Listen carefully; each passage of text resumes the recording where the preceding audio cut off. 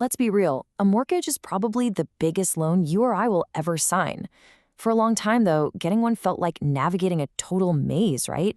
Full of confusing jargon and, frankly, a lot of hidden risks. Well, after a massive financial crisis shook the world, the whole rulebook got a complete rewrite. So today, we're going to break down the key protections that are now in place to make that whole journey way safer for you. So, why did we need all these new rules?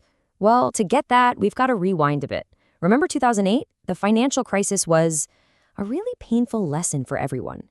A big reason it happened was that the home lending market had just gone completely off the rails.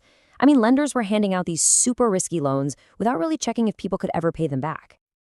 Okay, so a disaster like that happens. How on earth do you stop it from ever happening again? That was the big question, right? And once the dust settled, the people in charge knew they couldn't just patch up a few holes. The answer was to basically rebuild the entire system from the ground up. This time with two words in mind: safety and transparency. And listen, this wasn't just about tweaking a few policies here and there. No way. This was a complete overhaul.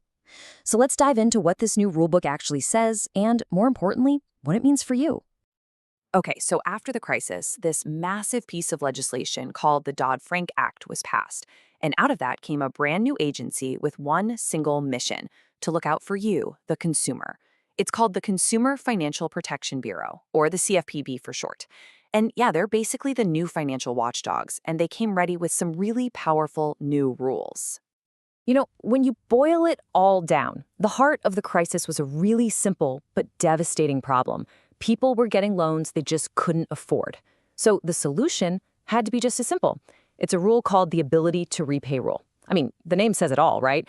Lenders can't just cross their fingers and hope you can pay back the loan. Now they have to prove it. So how do they actually prove it? Well, they have to look at these 8 specific things to build a complete picture of your finances. They have to verify your income, your job, what other loans you might have, your credit history, the whole shebang. It's all about making sure the money you have coming in can realistically cover the money going out for this mortgage. We're talking principal, interest, taxes, insurance, everything. And let me be clear, this isn't just a friendly suggestion. It is a legal requirement. Now, to make all this a little easier, the rules also created a kind of gold standard for loans. It's called a qualified mortgage, or QM. Basically, if a loan checks all the boxes to be a QM loan, it's presumed to meet that ability to repay rule we just talked about. So for you, as a borrower, seeing that QM label is a really good sign. It means you're getting a safer, more stable, and more predictable kind of loan. And this slide really breaks down what makes a QM loan safer. On the left, you see all the risky stuff they're designed to avoid. Things like negative amortization. Can you imagine making payments and your loan balance actually goes up? Crazy, right? Or those giant balloon payments that could pop up at the end. Instead, a QM loan requires what you see on the right: stable, predictable payments, and of course, that full financial verification. It's all about making sure there are no nasty surprises down the road. All right, so the loan itself is safer. That's a huge step. But what about all the paperwork? I mean, back in the day, the closing process was just famous for being this mountain of confusing forms and those awful last-minute fee changes that could suddenly cost you thousands more. To fix that, a new rule was introduced. It's a bit of a mouthful: the TILA-RESPA Integrated Disclosure Rule, or what everyone just calls TRID. Seriously, before this TRID rule, you'd get this pile of different forms. A good faith estimate here, a truth in lending disclosure there, and the worst part, they would often have different numbers or conflicting info on them. It made it almost impossible to really compare loan offers or have any clue what you were actually going to pay at the end of the day. The new system is so much better. It just scraps all that confusion and boils everything down to 2 clear, simple forms. First, you get the loan estimate. This shows up within 3 days of applying, and it lays out all the estimated costs in a really easy-to-read format. Then, right before you close, you get the closing disclosure, and that one details all the final costs. And here's the really brilliant part: that loan estimate isn't just some wild guess. The law actually holds lenders to those numbers within really strict limits, or tolerances. Some fees, like the ones your lender charges you directly, have 0 tolerance. That means they cannot change at all. Others have a little wiggle room, but not much. The whole point of this system is to get rid of those awful surprises at the closing table. But maybe the single most powerful part of this whole no surprises rule is the number 3. Lenders are now legally required to get you that final closing disclosure at least 3 full business days before you're supposed to sign on the dotted line. This isn't just them being nice, it's a mandatory cooling off period.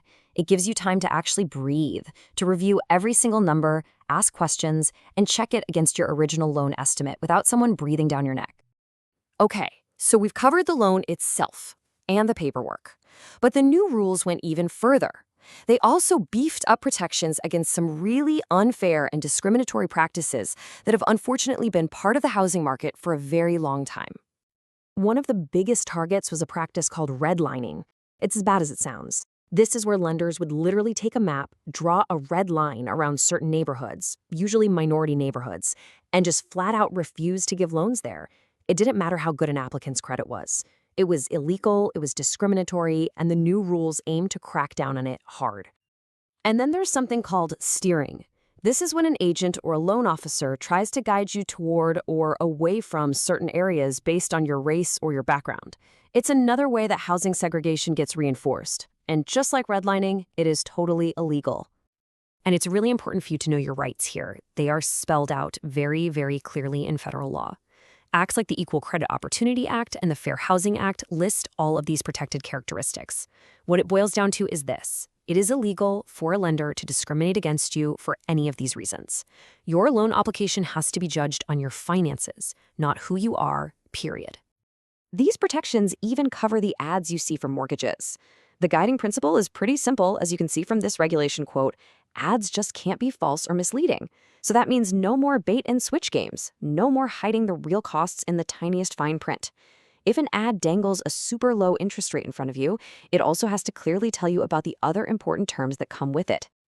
Phew, okay, so we've gone through a lot. What does all of this entire new rulebook, actually mean for you, the person who just wants to buy a home? Let's boil it all down to the key takeaways. Okay, here it is, your rights in a nutshell. Your lender has to verify that you can actually afford the loan.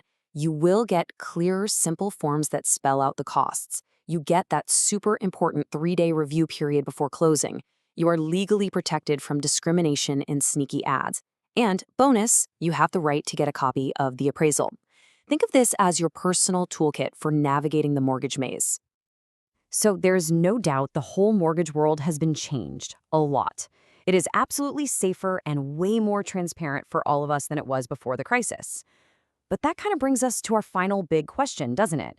With all these rules in place, is the market truly safe? For everyone?